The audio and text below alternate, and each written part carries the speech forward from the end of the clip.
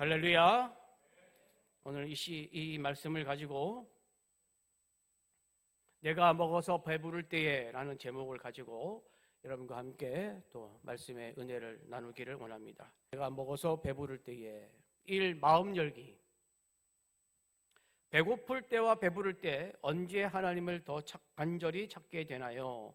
나의 경험을 나눠봅시다 라고 되어 있는데, 여러분들은 언제 찾으시나요? 배고플 때 하나님을 찾으시나요? 배가 부를 때 하나님을 찾으시나요? 우리가 딱 보면 알겠지만 배부를 때는 잘 찾지 않지 않습니까? 그죠? 배고플 때, 어려울 때, 힘들 때 하나님을 더 간절하게 찾게 되는데, 제가 그림을 하나 가져왔습니다. 한번 보여주십시오. 네. 저분이 화면에 나와 있는 대로 미국에서 네스트겔이라는 온라인 쇼핑몰의 설립자이자 CEO입니다. 이름은 소피아 아모루소라는 사람입니다. 이분이 어떤 분이냐면 2012년에 세계에서 가장 빠르게 성장하는 기업 중에 CEO가 30세 이하 경영인 30명에 선정이 된 분입니다. 그런데 또 이분이 어디에 또 해당이 됐냐면 세계에서 가장 영향력 있는 40세 이하 경영인 40명에도 선정이 되었습니다.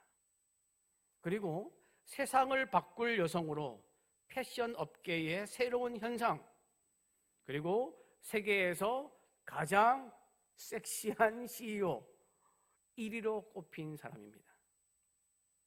창업한 지 5년 만에 자기 쇼핑몰 매출액이 1,000억을 달성했습니다. 대기업으로 성장을 시켰죠. 이것을 보고 많은 사람들이 이 소피아 아모루소는 부유한 가정에서 경영 수업을 받고 가문의 도움을 받아서 창업을 하고 그 다음에 순조로운 성장을 했을 거라고 생각했습니다. 전혀 그렇지 않습니다. 이 아모루소라는 이분이 매우 불우한 가정에서 자라났습니다. 성격은 굉장히 내성적인 성격에다가 그래서 그런지 우울증으로 인해서 늘 정신과 치료를 받다가 고등학교도 중퇴한 사람입니다. 집에서 독립해서 나 혼자 살겠다고 독립을 합니다. 그런데 형편이 너무 어려워서 서점에서 책을 훔쳐서 팔기도 하고, 먹을 것이 없는데 돈도 없으니까 쓰레기통을 뒤져가지고 거기에 남아있는 음식을 먹으면서 살았습니다. 굉장히 어렵게 산 사람입니다. 그런데 그렇게 쓰레기통에 있는 음식을 먹고 살다가 하루는 무엇을 보게 됐냐면 이베이라는 미국 온라인 쇼핑몰이 있습니다. 미국의 온라인 쇼핑몰으로 한 10대 안에 들어가 있는 큰 쇼핑몰인데, 거기에서 사람들이 자기들이 파는 상품을 막 홍보하는 것을 보게 됩니다. 그러면서 이 사람이 무슨 생각을 하냐면, 이거는 나도 할 수 있겠는데? 라는 생각을 합니다. 그래서 이 아모루소가 옛날부터 어릴 때부터 무슨 옷을 좋아했냐면 중고 옷, 빈티지라고 그러죠. 굉장히 오래되고 낡아 보이는 듯한 옷, 이 빈티지 옷을 좋아했는데 이 옷을 한번 자기도 팔아보고 싶다는 생각이 들어서 온라인 쇼핑몰에서 이것을 팔기 시작합니다. 그런데 대박이 터집니다. 첫 해에 7만 달러의 수입을 올립니다. 그 당시 돈으로, 우리나라 돈으로 7천만 원, 지금 한 8천만 원 되겠죠. 이 수입을 그렇게 올리자 자신감이 붙어서 2년 만에 이 이베이 온라인 쇼핑몰에서 나오고 자기가 네스트겔이라는 온라인 쇼핑몰을 만듭니다. 처음에는 사업을 혼자 시작했습니다. 혼자 시작을 했는데 10대 청소년들이 이 아모루소가 파는 빈티지 옷에 열광을 하기 시작합니다. 그래서 4년 만에 4년 만에 직원 350명 규모의 회사로 성장합니다. 4년 만에. 대단하지 않습니까? 어떻게 보면 기적이 일어난 것입니다. 쓰레기통에서 음식을 뒤져 먹던 사람이 직원 350명 회사의 CEO가 된 겁니다. 여러분, 이처럼 인생 역전의 주인공이 되고 싶은 것이 모든 사람의 꿈입니다. 그렇지 않습니까? 누가 쓰레기통 안에 있는 음식을 먹고 사는 사람이 직원 350명을 거느리는 CEO가 될 줄 상상이나 했겠습니까? 마치 드라마나 영화에서 나오는 것처럼 젊은 나이에 성공을 이루고, 저분이 지금도 한 43살, 40대일 텐데 어려움과 아픔을 극복하고 재기의 길에 오른 인간 승리의 이야기, 인간 극장의 이야기가 나의 이야기가 되었으면 하는 것이 많은 사람들의, 아니면 모든 사람들의 바라는 것일 것입니다. 이런 일이 우리에게 생긴다면 얼마나 좋겠습니까? 그런데 우리가 모두 이런 성공을 바라보고 있을 때에 우리의 성공을 염려하고 걱정하는 분이 있다고 오늘 성경은 말씀하고 있습니다. 그분이 바로 의아하게도 하나님이십니다. 지난주에 살펴본 것처럼 하나님은 신명기 4장 1절부터 계속해서 쉐마, 하나님이 주신 법도와 규례를 듣고 행하라고 말씀하셨습니다. 그리고 그 말씀을 너와 내 아들과 손자들 3대에게 전하여서 너희 가정과 가문이 하나님을 향한 신앙이 완전하게 정착하게 하라고 말씀하셨습니다. 이처럼 하나님은 하나님의 백성이 하나님의 말씀을 쉐마, 듣고 행하기를 원하셨습니다. 이에 쉐마는 지난주에도 말씀을 드렸지만 신명기 전체에 퍼져 있는 주제입니다. 신명기 7장에도 나오고 신명기 8장에도 이 내용이 계속 이어집니다. 그리고 그렇게 할 때 하나님이 복을 주시겠다고 말씀하십니다. 하나님은 하나님의 백성에게 복을 주시기를 원하는 분이십니다. 하나님의 백성이 하나님 안에서 평강을 누리고 복을 누리고 하나님께 영광을 돌리면서 복되게 살기를 원하십니다. 그런데 이와 함께 오늘 말씀에 하나님은 하나님의 염려를 말씀하십니다. 정확하게 말하면 하나님의 염려가 아니라, 하나님의 염려를 말씀하는 것이 아니라 하나님 백성의 행동이 염려스럽다는 것입니다. 오늘 본문 말씀 신명기 8장 11절에서 14절 상반절까지 다시 한번 봉독하겠습니다. 함께 봉독하겠습니다. 11절에서 14절 상반절까지입니다. 내가 오늘 내게 명하는 여호와의 명령과 법도와 규례를 지키지 아니하고 내 하나님 여호와를 잊어버리지 않도록 삼갈지어다. 내가 먹어서 배부르고 아름다운 집을 짓고 거주하게 되며 또 내 소와 양이 번성하며 내 은금이 증식되며 내 소유가 다 풍부하게 될 때에 내 마음이 교만하여 내 하나님 여호와를 잊어버릴까 염려하노라. 오늘 교재입니다. 교재에 보시면 말씀 속으로 2번 말씀 속으로 밑에 보시면 풍요의 위험성이라고 되어 있습니다. 내가 먹어서 배부르고 아름다운 집을 짓고 거주하게 되며 내 마음이 어떻게 하여 교만하여 내 하나님 여호와를 잊어버릴까 염려하노라. 하나님은 우리 마음이 교만하여 하나님을 잊어버릴까 염려하고 있습니다. 그런데 그 교만함이 생기는 이유를 12절에서 13절에 적어 놓았습니다. 내가 먹어서 배부르고 아름다운 집을 짓고 거주하게 되며 또 내 소와 양이 번성하며 내 은금이 증식되며 내 소유가 다 풍부하게 될 때 하나님은 염려하십니다. 모든 사람들이 이것을 바라고 있을 때에, 하나님을 경외하는 모든 사람들이 하나님이 주시는 은혜와 복을 바라고 있을 때에 그 바라는 속에서 하나님은 염려하고 계신다고 말씀하고 있습니다. 여러분, 배부르다에 해당하는 히브리 원어가 사바라는 단어입니다. 이 단어의 뜻이 뭐냐면 충분히 먹다, 만족하다, 배부르다 뜻입니다. 그런데 이 뜻이 그냥 배불러 이 뜻이 아니고요, 마치 우리가 뷔페 식당에 가서 음식을 마음껏 먹은 상태와 비슷한 의미를 지니고 있습니다. 단순히 배가 꽉 찬 상태를 말하는 것이 아니라 이제는 더 이상 아무것도 먹을 수 없고 필요하지 않을 정도로 충분히 채워진 상태를 말하는 것입니다. 그런데 이 단어는 신명기에서 하나님이 공급하신다는 긍정적인 의미를 갖기도 하지만 하나님을 잊어버리는 이유가 되는 부정적인 의미를 갖고 있기도 합니다. 이 배부르다는 말이 신명기에서 5번이 나옵니다.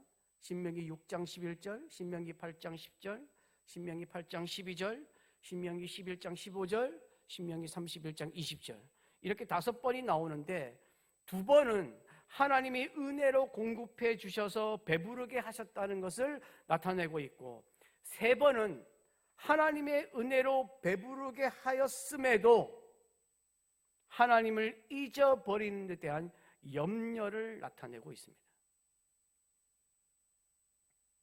그러니까 신명기에서 배부르다, 사바라는 단어는 하나님이 주시는 축복인 동시에 하나님을 멀어지게 하는 영적 위기의 신호입니다.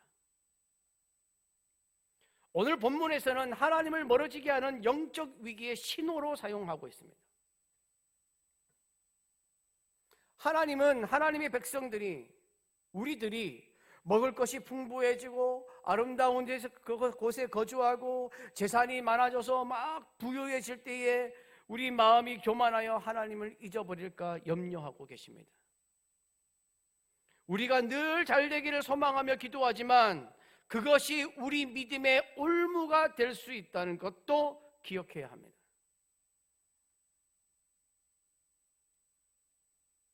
우리는 내가 잘 되는 것, 내가 복을 받는 것, 내가 은혜 받는 것에 집중해서 기도하지만 그 기도가 우리의 믿음을 무너뜨리는 올무가 될 수 있다는 것도 함께 생각해야 됩니다. 나는 하나님이 주신 복을 받아도 절대로 그렇지 않을 거야. 내 삶에 필요한 것이 채워지고 풍부해져서 누릴 것이 많아지면 우리의 신앙이 변할 가능성이 너무 더 커집니다. 수많은 사람들이 이것 때문에 신앙이 무너지는 사람들이 많습니다. 하나님이 주신 복을 누리면, 은혜를 받으면, 내가 잘 살게 되면, 잘 되게 되면, 성공하게 되면 예배가 간절해지지 않습니다. 기도할 필요성이 줄어듭니다. 신앙이 형식적이 되어버립니다. 하나님이 중심이 아니라 나 중심이 되어갑니다. 심지어는 하나님을 떠납니다. 하나님은 이런 인간의 마음을 너무 잘 알고 계십니다. 하나님이 그렇게 사랑하셨던 다윗, 하나님이 어마어마한 복을 주셨던 솔로몬도 예외는 아니었습니다.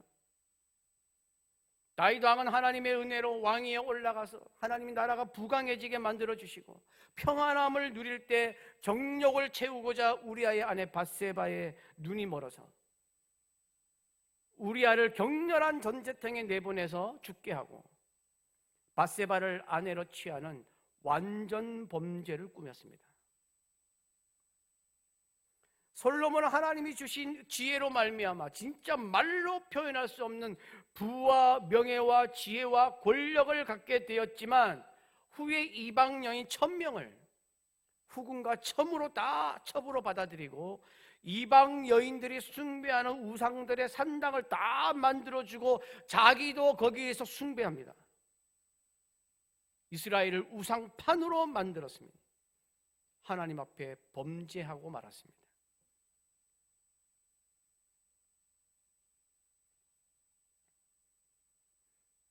하나님을 경외함으로 인하여 하나님께서 우리에게 은혜와 복을 주실 때 해야 할 일은 아무 일도 없었던 것처럼 더 하나님 앞에서 겸손하고, 더 하나님 앞에 감사하고, 더 하나님을 경외하고, 더 하나님을 잘 섬겨야 합니다. 그런데 자신들이 필요한 것만 채워지면 하나님이 더 이상 필요 없는 것처럼 하나님을 구석으로 밀어내고 교만하여 하나님을 잊어버리고 자기 편의, 자기 유익, 자기 원하는 것을 먼저 찾으며 살아가는 것을 하나님은 염려하십니다.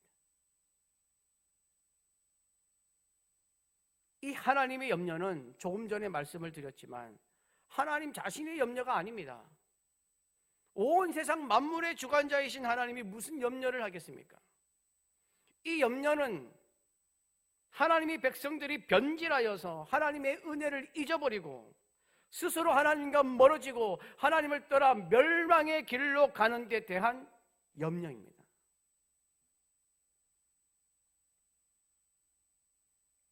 여러분, 사람은 무언가 욕심이 생기면 그 욕심이 눈앞을 가려서 다른 것은 보지 못합니다.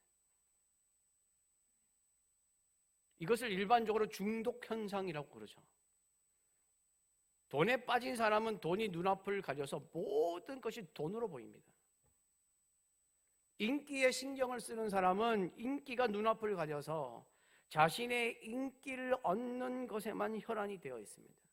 권력의 맛을 들인 사람은 권력의 눈이 앞을 가려서 권력을 얻기 위해서 수단과 방법을 가리지 않습니다. 뭐 술, 도박, 주식, 마약, 게임 중독 전부 다 마찬가지입니다. 그것이 눈앞을 가려서 온통 그 생각으로 살아가는 것입니다. 여러분, 인간의 욕심에 대해서 페루에서 전해오는 이야기가 있습니다. 어떤 이야기냐면 어느 빵집 주인이 맛있고 향기가 좋은 빵을 구워서 장사를 잘 하고 있었습니다. 근데 이 빵 냄새가 아침에 이렇게 빵을 구우면 빵 냄새가 굉장히 좋잖아요. 이 향기로운 빵 냄새가 사방으로 퍼지면서 사람들이 이제 빵집으로 찾아오게 되었습니다. 하나 둘씩 그 빵 냄새를 맡으면서 한 명, 두 명씩 빵집으로 찾아오기 시작했고 빵집 주인은 빵이 인기가 점점 좋아지면서 돈을 벌게 됩니다. 근데 점점 돈을 벌게 되자 이 주인이 더 많은 돈을 벌려는 욕심이 생겼습니다. 어떻게 하면 더 돈을 벌 수 있을까 생각을 하다가 어느 날 이 빵집 주인이 옆집에 있는 가게를 하는 사람이 자기 가게의 빵 냄새를 좋아하고 즐긴다는 사실을 알게 되었습니다. 그런데 이 사람이 그래서 무슨 짓을 하냐면 돈에 집착한 이 빵집 주인이 돈을 벌겠다는 생각으로 무슨 생각을 하냐면 빵 냄새 값을 받아야겠다. 빵값이 아니라 빵 냄새 값을 받아야겠다는 거예요. 그래서 청구서를 적어가지고 옆집 사람에게 보냅니다. 그 청구서에 이렇게 적혀 있습니다. 우리가 만드는 빵은 고급 재료와 뛰어난 기술로 만들어지는 것입니다. 그래서 빵의 향기도 훌륭합니다. 그런데 당신은 지금까지 10년이 넘는 오랫동안 우리 빵의 향기를 즐겨왔으므로 그에 대한 대가를 지급해야 됩니다. 그래서 우리는 당신에게 빵 냄새 값으로 100만 원을 청구합니다. 여러분, 만약에 여러분에게 이런 청구서가 왔다면 얼마나 황당하겠습니까? 예? 옆집 사람도 그 청구서를 받았는데 이거 장난이 아니라는 것을 보면서 굉장히 황당해합니다. 이 청구서에 대한 소문이 동네에 퍼지기 시작합니다. 그러면서 사람들이 빵집 주인이 욕심장이라고 하면서 막 손가락질을 하기 시작합니다. 그러자 화가 난 이 빵집 주인이 이 빵 냄새값 청구 소송을 법원에다가 제출해 버렸습니다. 법원에다 제출을 하니까 이 법원에서 이제 재판 날짜를 정해야 되잖아요. 재판 날짜를 정하고 피고인인 옆집 사람에게 100만 원을 준비해서 법원으로 오라고 통보를 하였습니다. 드디어 재판날이 되었습니다. 많은 사람이 이 별난 재판을 구경하기 위해서 방청석을 가득 채웠습니다. 뭐 이런 재판이 다 있나 싶어가지고 사람들이 구경을 온 것입니다. 재판장이 이제 원고와 피고의 이야기를 다 들은 다음에 빵 냄새를 맡은 피고에게 가지고 온 돈 100만 원을 빵집 주인 원고에게 건네주라고 명령을 내립니다. 피고는 뭐 억울하지만 재판장이 그렇게 하라니까, 그래서 그 돈을 빵집 주인에게 건넵니다. 재판장이 말합니다. 빵집 주인에게 100만 원이 맞는지 그 자리에서 확인해 보십시오.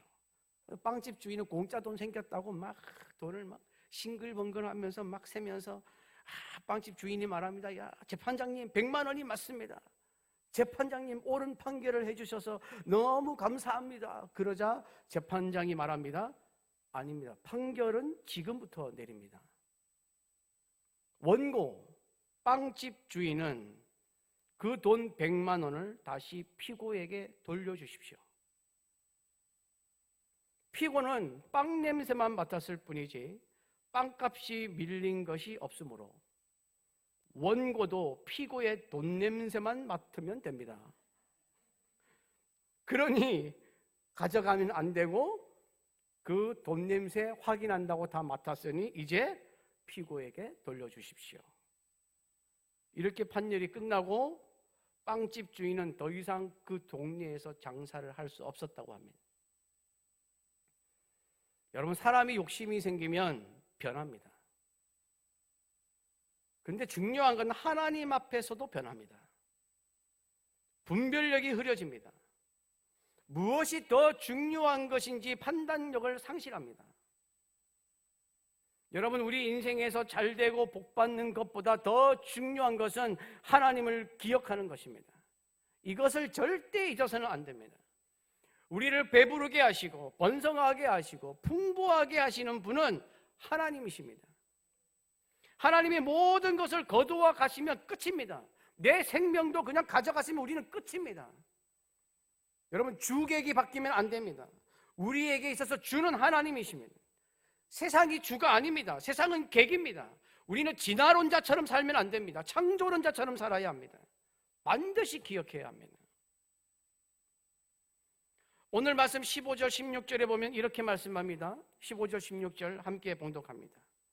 너를 인도하여 그 광대하고 위험한 광야 곧 불뱀과 전갈이 있고 물이 없는 간조한 땅을 지나게 하셨으며 또 너를 위하여 단단한 반석에서 물을 내셨으며 내 조상들도 알지 못하던 만나를 광야에서 내게 먹이셨나니 이는 다 너를 낮추시며 너를 시험하사 마침내 내게 복을 주려 하심이었느니라.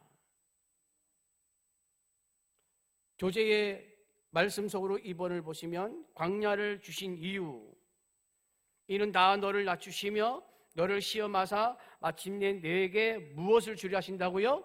복을 주려 하심이었느니라. 여러분, 이스라엘 백성들은 출애굽을 하여 가나안 땅으로 들어가기까지 굉장히 많은 일을 겪었습니다. 하나님을 원망하다가 불뱀에게 물리는 사건도 있었고, 물이 없는 건조한 땅을 걸어야 하는 힘들고 어려운 일도 있었고, 반석에서 물이 나오고 하늘에서 만나가 떨어지는 기적을 체험하면서 행복한 순간도 있었습니다. 하나님은 이 모든 일을 통하여 하나님의 백성들을 겸손하게 만드시고 하나님을 바라보게 만드셔서 마침내는 복을 주시려고 하였습니다.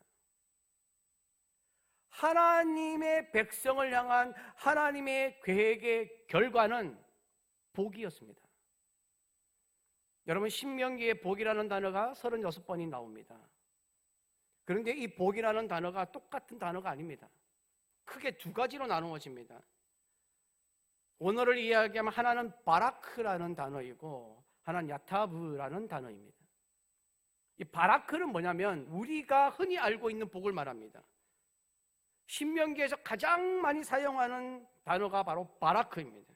이 바라크는 우리가 알고 있는 복, 물질적인 복, 성공의 복, 풍요, 다산, 번성, 승리 같은 하나님의 은혜로 주어지는 구체적인 선물, 하나님이 우리에게 내려주시는 결과물을 말합니다.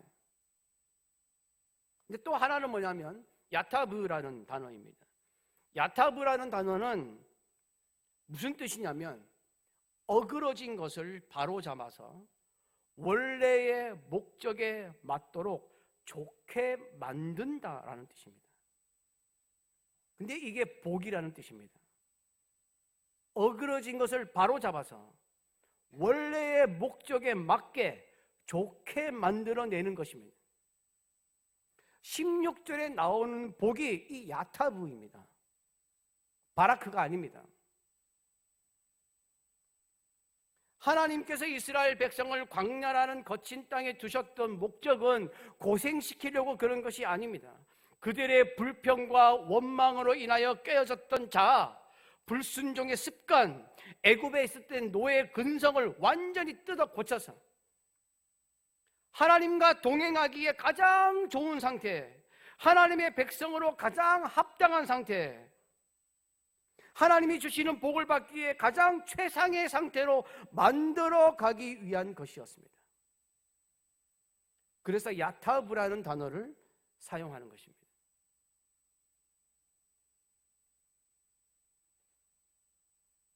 여러분, 하나님이 주시는 내가 누리는 것들, 풍요와 물질과 성공만이 복이 아니라 하나님의 백성으로 온전히 만들어지는 과정도 복입니다.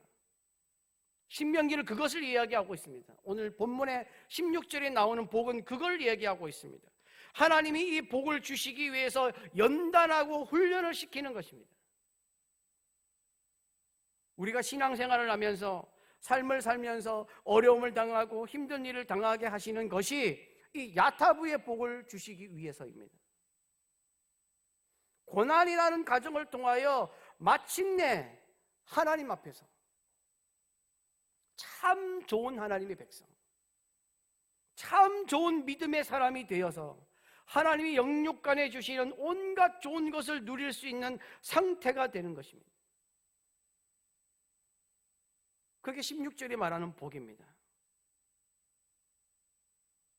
여러분, 바라크의 복은, 하나님이 주시는 풍요와 물질과 성공의 복은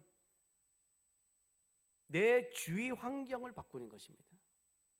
하나님이 주시는 그 은혜와 복 때문에 내 주위 환경이 바뀌는 것입니다. 그러나 야타브의 복은 환경이 바뀌는 것이 아닙니다. 내가 바뀌는 것입니다. 나라는 존재, 하나님의 백성, 하나님의 자녀, 하나님의 백성과 하나님의 자녀라는 그 존재, 하나님의 백성인 나의 성품과 나의 신앙과 나의 순종, 나의 거룩함이 하나님의 연단과 훈련으로 인하여 하나님이 주시는 복을 받을 만한 사람으로 바뀌는 것입니다. 다시 한번 설명하면 바라크는 내 환경이 바뀌는 것입니다.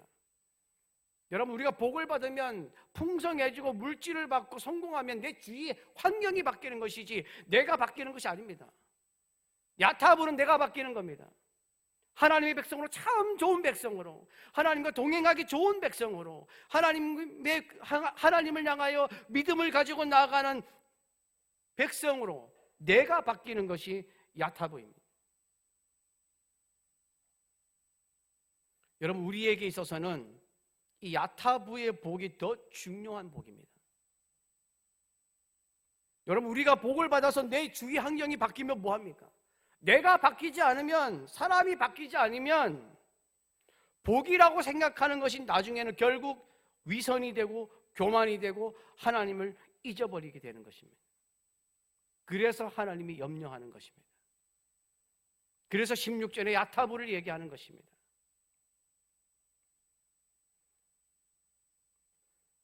그리고 이것 때문에 하나님은 하나님의 백성을 광야에서 연단한 것입니다. 여러분, 이 세상을 만드시고 나를 만드시고 사람을 창조하신 분, 만물을 운행하시는 분, 독생자 예수 그리스도를 보내어 우리 죄를 다 사하시고 구원하신 분, 지금도 성령을 보내셔서 우리를 인도하시는 분은 하나님이십니다. 그런데 하나님이 주신 은혜를 받아서 누려놓고 그 은혜에만 심취되어서, 그 결과물, 그 은혜로 주신 그것만 보면서 여호와 하나님을 잊어버리는 것은 우리 인생의 가장 어리석고 큰 실수입니다.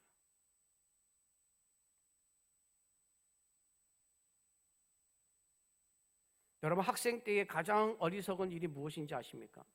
과목 선생님이 마음에 안 든다고 그 과목을 공부하지 않는 것입니다. 이게 왜 어리석은 일입니까? 공부 안 하면 자기만 손해를 보는 거예요. 저도 중학교 때 영어 선생님이 마음에 안 들어서 그때부터 영어 공부를 안 해서 지금도 영어를 잘 못합니다. 직장인들이 가장 어리석게 보일 때는 뭡니까? 월급 주는 사장할 때 잘못 보이는 것입니다. 자기만 손해를 보는 겁니다. 모든 것을 주관하시는 하나님을 잊어버리는 것은 우리 인생 최대의 손해를 보는 것입니다. 그런데 우리는 이 어리석음을 범할 때가 있습니다. 17절 18절입니다. 함께 봉독합니다. 그러나 내가 마음에 이르기를 내 능력과 내 손의 힘으로 내가 이 재물을 얻었다 말할 것이라. 내 하나님 여호와를 기억하라. 그가 내게 재물을 얻을 능력을 주셨으므라. 이같이 하시면 내 조상들에게 맹세하신 언약을 오늘과 같이 이루려 하심이니라. 여러분, 교재 보시면 말씀 속으로 3번입니다. 재물 얻을 능력. 그러나 내가 마음에 이르기를 내 능력과 내 손의 힘으로 내가 이 재물을 얻었다 말할 것이라. 내 하나님 여호와를 기억하라. 그가 내게 무엇을 주셨다고요? 재물을 얻을 능력을 주셨습니다. 모든 것이 하나님 거로부터 왔다는 것입니다. 여러분, 사람이 하나님 앞에서 자주 실수하는 것이 무엇입니까? 여러분, 하나님이 은혜와 복을 주시면 그것을 하나님의 복으로 받아들여야 하는데 세상의 복으로 받아들이는 것입니다. 다시 말씀을 드립니다. 하나님이 은혜와 복을 주시면 그것을 하나님의 복으로 받아들여야 되는데 대부분의 사람들이 그것을 세상의 복으로 받아들입니다. 세상의 복으로 받아들이면 어떤 현상이 일어나느냐? 첫 번째, 하나님이 주셨음을 쉽게 잊어버립니다. 이건 하나님의 복이야. 하나님이 주신 거야. 하나님이 나에게 허락하신 소중한 거야가 아니라 하나님이 나에게 이런 복을 주셨구나, 내가 누릴 수 있는 복을 주셨구나 하면서 세상의 복으로 받아들이면 하나님은 쉽게 잊혀집니다. 두 번째, 하나님이 영적인 선물과 물질과 성공 등 많은 것을 주셨음에도 내 마음에는 물질만, 성공만 둡니다. 내가 원하는 것만 마음에 둡니다. 세 번째, 그래서 나중에는 이것이 어떻게 변하느냐? 자기 능력이라고 생각합니다. 내 능력과 내 힘으로 얻은 것이라고 착각합니다. 재물을 얻을 능력을 하나님이 주셨다는 것을 까맣게 잊어버립니다.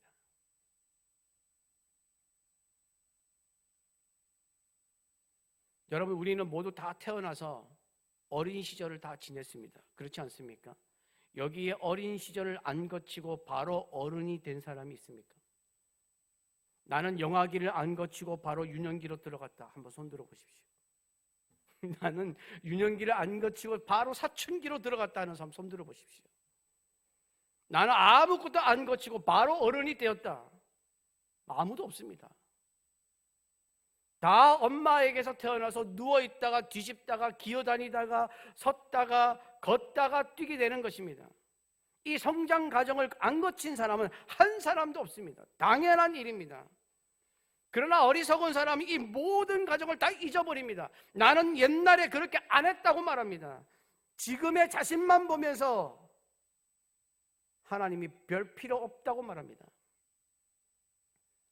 별 걱정 없이 산다고 하나님 잊어버리고, 이만하면 됐다고 하나님 잊어버리고, 돈 좀 벌었다고 하나님 잊어버리고, 잘 살게 되었다고 하나님 잊어버리고, 잘 되는 것은 내 능력 때문이라고 하면서 하나님을 잊어버립니다. 하나님을 잊어버리면 사람들은 그 자리에 다른 종교의 우상, 세상의 우상, 생각의 우상, 물질의 우상, 성공의 우상 등 온갖 우상들을 갖다 놓고 살아갑니다. 하나님은 이것을 강력하게 금하고 있습니다. 하나님을 잊지 말라고 강하게 선포하고 있습니다. 어느 정도까지 선포하고 계시냐? 19절, 20절입니다. 함께 봉독합니다. 내가 만일 내 하나님 여호와를 잊어버리고 다른 신들을 따라 그들을 섬기며 그들에게 절하면 내가 너희에게 증거하노니 너희가 반드시 멸망할 것이라. 여호와께서 너희 앞에서 멸망시키신 민족들 같이 너희도 멸망하리니 이는 너희가 너희의 하나님 여호와의 소리를 청종하지 아니함이니라. 하나님은 강하게 말씀하고 있습니다. 멸망할 것이다. 기억하셔야 됩니다. 이 말씀은 구약이야. 구약은 다 지나갔어. 강하게 하지 말라는 뜻이야. 그렇게 받아들이시면 안 됩니다. 위대하신 하나님이, 이 세상을 운영하시는 하나님이 멸망할 것이라고 얘기하는 것은 절대 하지 말라는 뜻입니다. 선택하라는 뜻이 아닙니다.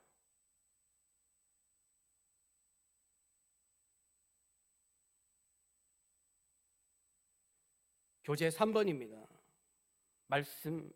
삶의 적용.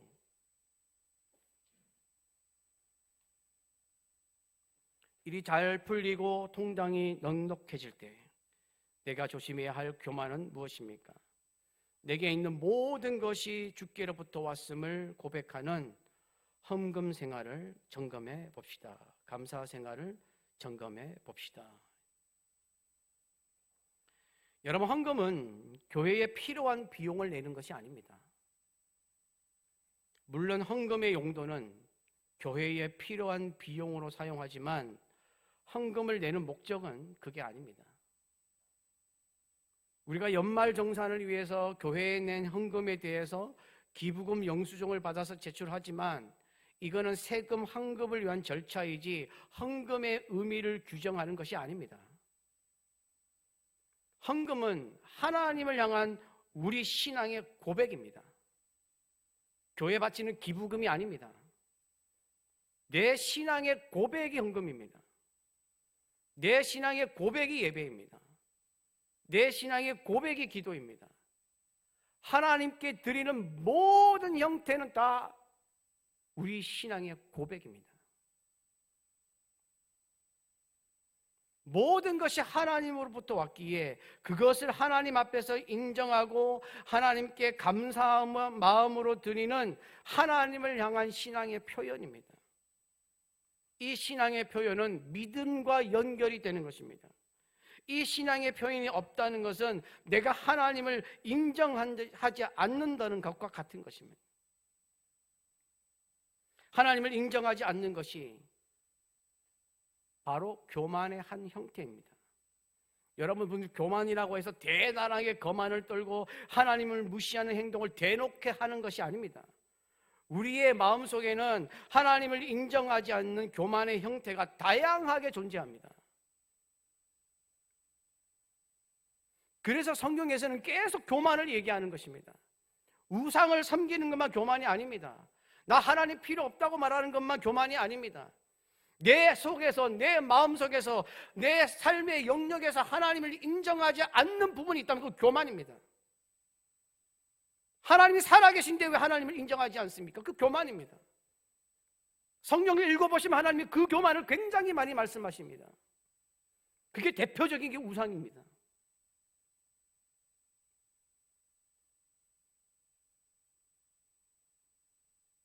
그래서 우리 마음속에는 교만의 형태가 다양하게 존재합니다. 내가 기도가 필요함에도 불구하고 기도하지 않는 거 교만입니다. 왜? 하나님을 인정하지 않기 때문입니다. 내가 예배를 드려야 됨에도 불구하고 예배 드리지 못하고 있다, 예배 드리지 않고 있다, 교만입니다.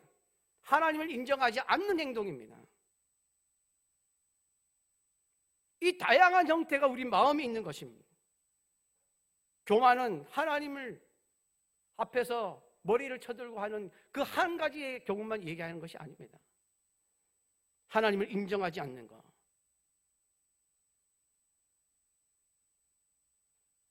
그것이 교만입니다. 우리 삶의 영역, 내 속의 마음에서 저도 그런 걸 많이 느끼거든요. 우리도 마음속에 수많은 생각을 하고 살지 않습니까? 예를 들어서 10가지의 생각을 쭉 하면 10가지 전부 다 내가 하나님을 인정하고 있지 않습니다. 어떤 부분은 내가 할 수 있다고 생각하고 나를 인정하고 있습니다. 그 교만인 것입니다. 그래서 우리의 마음을 가만히 들여다보면 교만한 형태가 굉장히 많습니다. 다양한 루트의 교만의 형태들이 내 안에서 살아서 움직이고 있습니다. 하나님은 그것을 버리라고 말씀하고 있습니다. 여러분 모두가 마음이 교만하여 하나님을 인정하지 않거나 잊어버리는 자가 되지 않고 어떤 경우에라도 하나님을 내 인생의 영순위로 삼는 자가 되어서 하나님이 주시는 복, 바라크의 복, 야타브의 복을 누리는 여러분들이 되시기를 간절히 바랍니다.